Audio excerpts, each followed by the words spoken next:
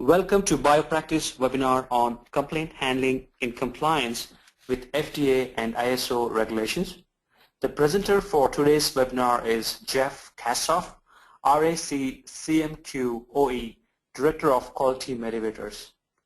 During the presentation, for any kind of questions, kindly post your questions in the chat box of your GoToMeeting tool, and the speaker would address those questions during the Q&A session. And now I would like to hand over to speaker Jeff Kassoff. Over to you, sir. Hi, everyone. Let me welcome everyone to the webinar. For those of you who have not attended webinars in the past or maybe a little less experienced in webinars, I really think the only detriment, the only downside you're going to find is that we can't see each other. And the way I like to make up for that lack of face-to-face interaction is at the end of the session, obviously we will have a Q&A session. But what I'd like to do is feel free to treat it however you would like to treat it. If you feel that you would like to have a discussion on a particular topic as opposed to a pure question and answer session, I'm more than happy to do that. You all are my customer here, and I want to make sure you get what you want. Today's webinar, as many of you know, is complaint handling. And even if you have a model complaint handling system or MDO program that's fully in compliance, that's the best way to look at it is that's really only half the battle. You've got to make sure that you comply with your own requirements. You'll be cited from an external audit, either the supplier audit or a notified body, or even worse, an FDA representative.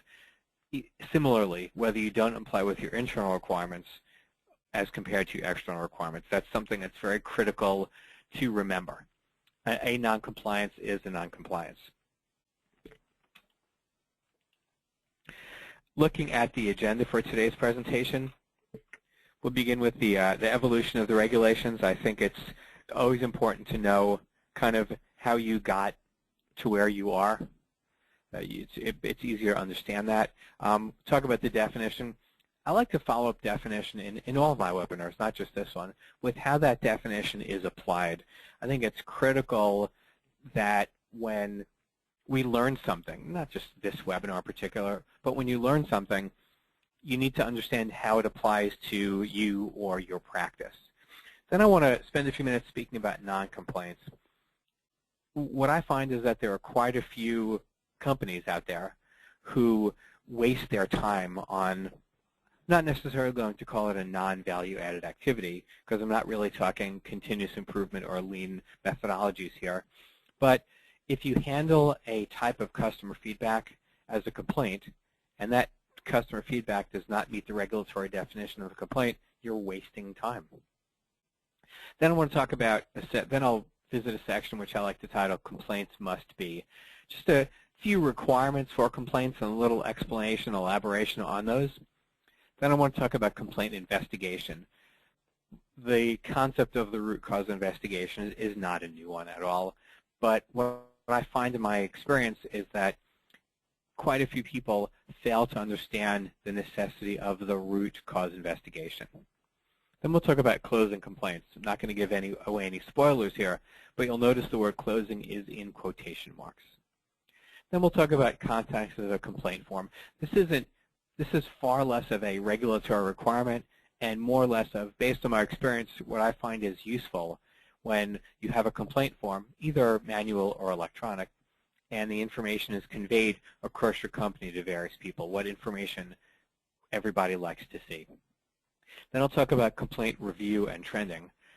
Suffice it to say at this outline point that documenting complaints is not the last step in complaint handling.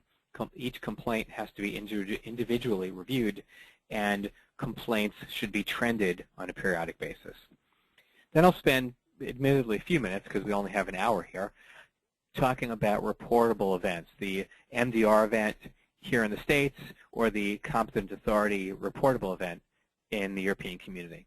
And then we'll talk about the reporting requirements. It's important to understand that the complaint handling is required by both FDA and the European community, as are most regulations. like the vast majority of regulations, complaint handling has always been a requirement from the first iteration of the quality system regs.